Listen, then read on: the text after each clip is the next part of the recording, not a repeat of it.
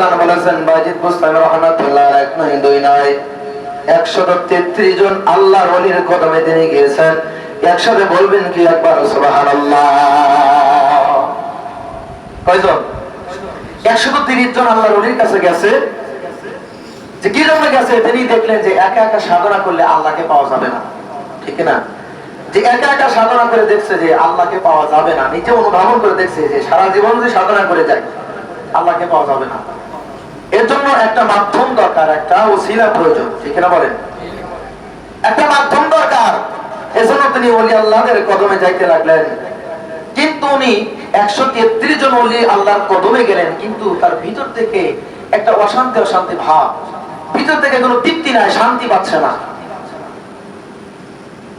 সর্বশেষ আল্লাহর ওলি জাফর সাদিক রাহমাতুল্লাহ আলাইহি কদমে বাজিদ বুস্তামি রাহমাতুল্লাহ আলাইহি চলে গেলেন। চলে যাওয়ার পরে আল্লাহর ওলি জাফর সাদিক রাহমাতুল্লাহ আলাইহি কদমে তিনি খিদমত করতে লাগলেন। জাফর সাদিক রাহমাতুল্লাহ আলাইহি বাজিদকে তার কদমের মধ্যে জায়গা করে দিলেন। বাজিদ বুস্তামি আল্লাহর ওলি জাফর সাদিক রাহমাতুল্লাহ কদমে খিদমত করে নিজেকে বড় আনন্দিত, বড় খুশি লাগতেছে, আত্মার মধ্যে তৃপ্তি লাগতেছে। এরকম ভাবে 1 বছর 2 বছর, একদিন 2 দিন, 20টি বছর পার হয়ে গেল। 20টি বছর আল্লাহর ওলি জাফর সাদিক রাহমাতুল্লাহ আলাইহি কদমে তিনি খিদমত করলেন। খিদমত করার পরে জাফর সাদিক রাহমাতুল্লাহ আলাইহি আপন মুরিদকে বলতেছে, বাবা ভাইজিদ যাও অমুক ঘরে দেখো তাকের উপরে কিছু কিতাব আছে, কিতাবগুলো নিয়ে এসো। তাক তো বুঝেছেন? তাক যেখানে বই পুস্তক রাখা হয়। বাজিদ বুস্তামি রাহমাতুল্লাহ বলতেছেন, হুজুর তাক কোথায়? তাক তো আমি চিনি না, কোথায় তাক আছে তা তো আমি জানি না। জাফর সাদিক রাহমাতুল্লাহ বলতেছেন, ভাইজি তুমি কি মশকরা করতেছ? বলে না হুজুর, আমি আপনার সঙ্গে মশকরা করতেছি না। বলো ভাইজি তুমি আমার কদমে 1 নয় 2 নয় 20টা বছর খিদমত করলে, আজও পর্যন্ত তাক কোথায় আছে তুমি কি জানো না? বাজিদ বুস্তামি রাহমাতুল্লাহ বলতেছেন, হুজুর আল্লাহর কসম আমি আপনার কদমে 20 বছর খিদমত করেছি, কিন্তু যখন আমি আপনার সামনে আসতাম, যখন আপনার সামনে আমি তালিম নিতাম, আমি যখন বসতাম আপনার সামনে, যখন আমি মুরাকাবা করতাম, হুজুর আপনার চেহারা ব্যতীত আমি অন্য কোনো দিকে তাকাই না। বাজিদ বুস্তামি রাহমাতুল্লাহ আলাইহি পরিপূর্ণ রাবেতা ছিল আপন পীরের দিকে, ঠিক না বলেন? এখান থেকে দেখেন আমাদের শিক্ষা আছে। আমি এই ঘটনাটা কি জন্য টানতেছি, এই ঘটনার মধ্যে আমাদের অনেক কিছু শিক্ষা আছে। তিনি পীরের কদমে 20টি বছর খিদমত করলেন। 20 বছর যদি আপনি রুমের মধ্যে যাতায়াত করেন, আচ্ছা আপনি বলুন তো আশেপাশে কয়টা বক্স আছে, কয়টা ফ্যান আছে আপনি জানবেন না? আপনার ঠোঁটস্থ চোখ বন্ধ করলে আপনি বলতে পারবেন ওই ফ্যানটা কেমন, ওই ফ্যানটার রং কেমন, তাও আপনি বলে দিতে পারবেন, ঠিক না বলেন ভাই? কিন্তু বাজিদ বুস্তামি বলতেছে, হুজুর আপনার কদমে আমি 20 বছর খিদমত করেছি সত্য কথা, কিন্তু হুজুর আমি যখন আপনার সামনে আসতাম আপনার চেহারা মোবারক ব্যতীত আমি অন্য কোনো দিকে কোনো সময় তাকাইতাম না। আর এটাই হলো একজন মুরিদের কর্তব্য এবং দায়িত্ব। যখন আপন মুর্শিদের কদমে সামনে যখন আপনি যাবেন, আশেপাশে এদিক ওদিক তাকানো এটা চরম বেয়াদবি, ঠিক না বলেন? তখন আপনার একটাই ধ্যান এবং খেলা থাকবে আপন মুর্শিদের চেহারা মোবারকের দিকে, ঠিক না বলেন? আল্লাহর ওলি জাফর সাদিক রাহমাতুল্লাহ আলাইহি বাজিদ বুস্তামি রাহমাতুল্লাহ আলাইহি কথা শুনে অত্যন্ত খুশি হয়ে বললেন, বাবা আমি তোমার উপর রাজি এবং খুশি হয়েছি। তুমি দীর্ঘদিন যাবত বাড়ি থেকে বের হয়ে এসেছো, বাবা তোমার অর্থ 100 বছর প্রায় পার হয়ে যায়, তোমাকে বিদায় দিলাম, যাও যাও তোমার মায়ের কাছে তুমি ফিরে যাও। তুমি যে উদ্দেশ্যে মায়ের থেকে বের হয়েছিলে, মায়ের দোয়া হয়ে তুমি যে উদ্দেশ্যে বের হয়েছিলে সেই উদ্দেশ্যে তোমার হাসিল হয়েছে। যাও বাবা যাও, এবার তুমি বাড়ি চলে যাও, তোমাকে আমি বিদায় দিয়ে দিলাম। বাজিদ বুস্তামি রাহমাতুল্লাহ আলাইহি আপন বীরের কদম থেকে বিদায় হইয়া মায়ের দিকে যখন চললেন বাড়ির দিকে, আল্লাহর ওলি বাজিদ বুস্তামি বাড়ির দিকে হাঁটে আর চোখ দিয়ে গড়া গড়ায় পানি পড়ার মনে মনে ভাবতেছে, জানি না আমার মা জননী এখনো দুনিয়া জমে আছে কিনা মারা গেছে।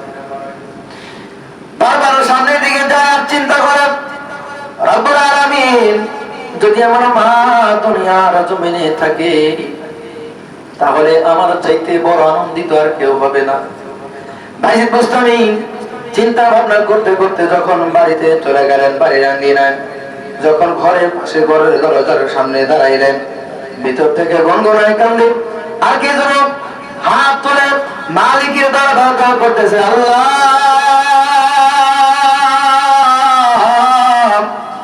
আমার ভাইজিদ এক নয় দুই নয় অর্ধ শতাধিক বছর ধরে আমার কোল থেকে সে তোমার সন্ধানে বাহির হয়ে গেছে। জানি না আমার ভাইজিদের কি হালাত। আল্লাহ সে যেখানে থাক না কেন তুমি তাকে তোমার কুদরতে হাত আর হেফাজত করো। একসাথে বলবেন কি একবার আল্লাহু আকবার। ভাইজিদ বুঝতে রহমাতুল্লাহ আলাইহি মায়ের হিন্দ শুনে অত্যন্ত খুশি হয়ে চোখের পানি ছেড়ে দিয়ে দরজার মধ্যে ঢোকা দিয়েছে। ভেতর থেকে আওয়াজ করে কে? এবার ভাইজিদ বুঝতে বলতেছে, মা আমি আপনার মুসাফির সন্তান, যাকে আপনি বহু বছর আগে আপনার কদম থেকে বিদায় দিয়েছিলেন মাওলার সন্ধানে। মা দরজা খুলে দেখো, আমি তোমার কলিজার টুকরা ভাইজিদ ফিরে এসেছি। মা যখন দরজা খুললেন, মা কাঁদতে কাঁদতে চোখ পরে সানা বড় হয়ে গেছে। আল্লাহর ভাইজিদ বুঝতে রহমাতুল্লাহ মাকে দেখে অত্যন্ত খুশি হয়ে জড়িয়ে ধরলেন। মা ভাইজিদ বুস্তামির কপালের মধ্যে চুমু খেয়ে বললেন, বাবা তুমি এখনো দুনিয়া জমিনে আছো। ভাইজিদ বুস্তামি বলে, মা আমিও ভাবতে পারিনি এখনো তুমি দুনিয়ার জমিনে আছো। এরকম ভাবে কিছুদিন পার হয়ে যায়। ভাইজিদ বুস্তামি বাড়ির মধ্যে খানকা করলেন, খানকা করে তরিকা প্রচার শুরু করলেন। লম্বা ঘটনা, ভাইজিদ বুস্তামি রহমাতুল্লাহ আলাইহি বিবাহ শাদী করলেন। বেশ কয়েক বছর পার হয়ে যায়। পার হয়ে যাওয়ার পরে তার উপর আল্লাহ রাব্বুল আলামিন সন্তানাদি দান করলেন। ভাইজিদ বুস্তামি রহমাতুল্লাহ আলাইহি সর্বসময় আল্লাহ পাকের ধ্যান এবং খেয়ালে থাকতেন। দুনিয়ার কোনো চিন্তা তার মধ্যে ছিল না। ঠিক না বলেন? যারা আল্লাহর ওলি হয় তারা কিন্তু দুনিয়া বিরাগী হয় না। ঠিক না বলেন? দুনিয়ার চিন্তা ধ্যান খেয়াল তাদের থাকে না। বললাম দুনিয়ার চিন্তা তাদের থাকে না। তারা শুধুমাত্র আশিক এবং মাসুকের মিলন চায়। তারা ধ্যানের মাধ্যমে তারা ঊর্ধ্ব জগৎ সায়ের করে ওই নূরময় জগৎ তারা তখন ভ্রমণ করতে থাকে। আর যখন আল্লাহর ওলিরা ওই নেক বান্দা সৎ বান্দা ওই সায়েন্স শুরু করে নূরের জগৎ যখন ভ্রমণ করতে থাকে তখন এই দুনিয়া তাদের ভালো লাগে না। ঠিক না বলেন? এই দুনিয়া তখন আর তাদের ভালো লাগে না। জায়গার ভাইরা আমার এরকম ভাবে কয়েকটি বছর যখন পার হয়ে গেল, ভাইজিদ বুস্তামি রহমাতুল্লাহ আলাইহি মসজিদের পাশে, বাড়ির পাশে মসজিদ, দিনের বেলা মসজিদে গিয়েছে ইবাদত বন্দেগী করে, রাতের বেলা আবার বাড়িতে এসে নিজের ঘরের মধ্যে খানকার মধ্যে বসে বসে ধ্যান খেয়াল করে। এদিকে ঘরের মধ্যে বিবি সন্তানেরা আহারের জন্য খোদার যন্ত্রণায় ছটফট করতেছে। বাড়ির মধ্যে কোনো খানা নাই। ছোট্ট ছোট সন্তান, তাদেরকেও খানা দিতে পারতেছে না। এবার ভাইজিদ বুস্তামি রহমাতুল্লাহ আলাইহির স্ত্রী তিনি এবার সবকিছু ছেড়ে দিয়ে নিজেই বেরিয়ে গেলেন কোথায় তার স্বামী আছে। খুঁজতে খুঁজতে দেখলেন মসজিদের মধ্যে আল্লাহর ওলি ভাইজিদ বুস্তামি রহমাতুল্লাহ আলাইহি মুরাকাবার হালাতে আছেন।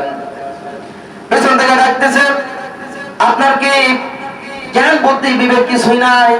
বাড়ির মধ্যে আপনার সন্তানেরা কান্দে, আপনার বিবি বাচ্চা না খেয়ে বাড়ির মধ্যে পড়ে আছে, আর আপনি মসজিদে এসে ধ্যান করতেছেন, মুরাকাবা করতেছেন, আপনাকে বিবি বাচ্চার একটু চিন্তা হয় না? আমার অক্ষত ভাষায় হুজুর পাক নসিহতে বলতেছে, আর অনেক যে ভাষা বলছে এই ভাষা উল্লেখ করে নাই। কিছু অক্ষত ভাষায় তাকে গালি গালাজ করতে লাগলেন। আল্লাহর ওলি ভাইজিদ বুস্তামি রহমাতুল্লাহ আলাইহি বিবির দিকে একবার তাকাইলেন, তাকানোর পর আবার মুরাকাবায় চলে গেলেন। আল্লাহু আকবার বলেন। আশিক মাশুকের প্রেমের এই তো নিশানা। ঠিক না বলেন? জায়গা ভাইরা আমার ভাইজিদ বুস্তামি রহমাতুল্লাহ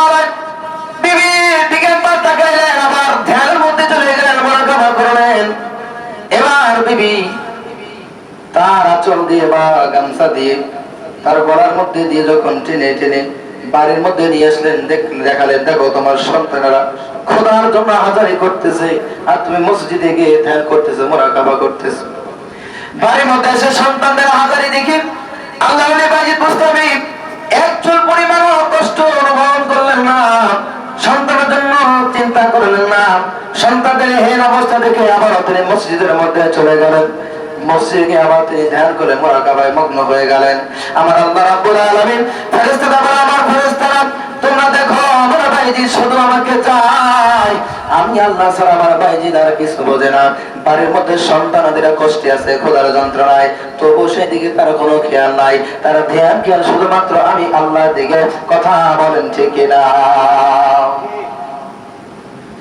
আল্লাহ রাব্বুল আলামিন ফেরেশতারা বলতেছে, আমার ফেরেশতারা ভাইজিদের মন আচরণে আমি বড় খুশি। তোমরা যাও জান্নাত থেকে এক বস্তা আটা লইয়া ভাইজিদের বাসার মধ্যে বাড়ির মধ্যে পৌঁছায়া দাও। ফেরেশতারা এক বস্তা আটা লইয়া আল্লাহর বাজিদ বুস্তামি রাহমাতুল্লাহ বাড়িতে এসে তার স্ত্রীর কাছে সালাম দিয়ে আটার বস্তা দিয়ে গেলেন। বললে আটা কোথা থেকে এসেছে, কোথায় আপনারা কে? ফেরেশতারা বলতেছেন, আপনার স্বামী বাজিদ বুস্তামি যে মালিকের ইবাদত করে, যে মালিকের গোলামি করে, সেই মালিক আপনার জন্য রিজিক পাঠিয়েছেন। একসাথে বলবেন কি একবার আল্লাহু আকবার। ফেরেশতারা ময়দা দিয়ে আটা দিয়ে যখন চলে গেলেন, ইতিমধ্যে কিছুক্ষণ পরে আল্লাহর ওলি বাজিদ বুস্তামি আবার বাড়ির মধ্যে আসলেন। বাড়ির মধ্যে এসে দেখে এক বস্তা আটা তার বাড়ির মধ্যে। তিনি চিন্তা করলেন আমার প্রতিবেশী যারা আছে তারা তো না খেয়ে আছে, না না না, তাদেরকে না খাই আমি নিজে এবং পরিবারকে খাওয়াইতে পারবো না। সুবহানাল্লাহ বলেন। আল্লাহর বাজিদ বুস্তামি রাহমাতুল্লাহ আলাইহি ওই আটা কি করলেন, গ্রামবাসীদের মধ্যে প্রতিবেশীদের মধ্যে বন্টন করে দিলেন। বন্টন করে দিয়ে তিনি আবারও চলে গেলেন মসজিদে। আবারও তিনি মুরাকাবার হালাতে চলে গেলেন।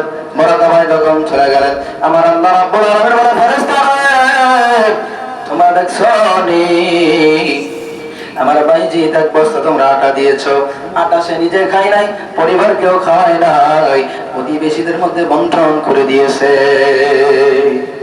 ফেরেশতারা যাও, এক বস্তা দিয়েছিলে, এবার তোমরা 2 বস্তা নিয়ে যাও। সুবহানাল্লাহ বলেন। খারাপ লাগতেছে আপনাদের? ফেরেশতারা বললেন 2 বস্তা আটা লইয়া আল্লাহর ওলি বাজিদ বুস্তামির কোরবানির মধ্যে হাজির হয়ে গেলেন। 2 বস্তা আটা দিয়ে গেলেন। কিছুক্ষণ পরে আবার বাজিদ বুস্তামি বাসার মধ্যে আসলেন। এবার দেখছে 2 বস্তা ময়দা বাড়ির মধ্যে আছে। এবারও কি করলেন, দেখলেন এখনো গ্রামের কিছু প্রতিবেশী তার পরিবার না খেয়ে তারা অনাহারে কষ্ট করতেছে। না না না, আমি এই আহার করতে পারবো না, ভক্ষণ করতে পারবো না। সে 2 বস্তা আটা ময়দা লইয়া আবারও গ্রামবাসীদের মধ্যে বন্টন করে দিয়েছে। একসাথে বলবেন কি একবার আল্লাহু আকবার। আল্লাহ রাব্বুল আলামিন ফেরেশতাদের জানিয়ে দেয়, ফেরেশতারা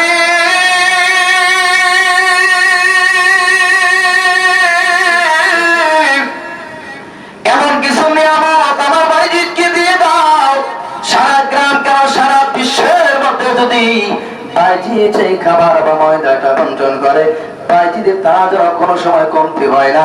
একসাথে বলবেন কি একবার আল্লাহু আকবার। ওই তো বুঝতে পারে না রে ওলি আল্লাহর খেলা, ভাবে কামেল পীরের খেলা। ওরে জোর করিয়া বুঝতে গেলে তার ঘটে মরণ জ্বালা। বলেন জোর করিয়া বুঝতে গেলে তার ঘটে মরণ জ্বালা। কেউ বুঝতে পারে না রে ওলি আল্লাহর খেলা, ভাবে কামেল পীরের। আমার বসারাতে দয়াল দেখায় চাঁদের আলো,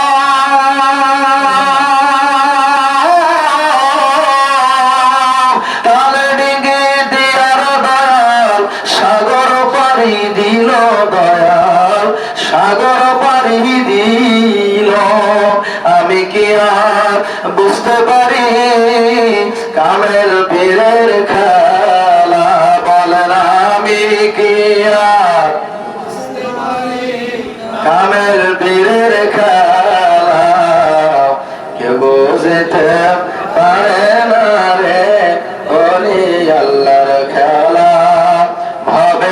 নামের পীরের। আল্লাহ ওলিরা এরকম আচরণ, এরকম শিক্ষা আমার আল্লাহ তাদেরকে দিয়েছেন। নিজে না খাইয়া পরকে খাওয়াইতেন। আমার হুজুরকে বাজান, তিনারও জীবনের দিকে একটু তাকায় দেখেন।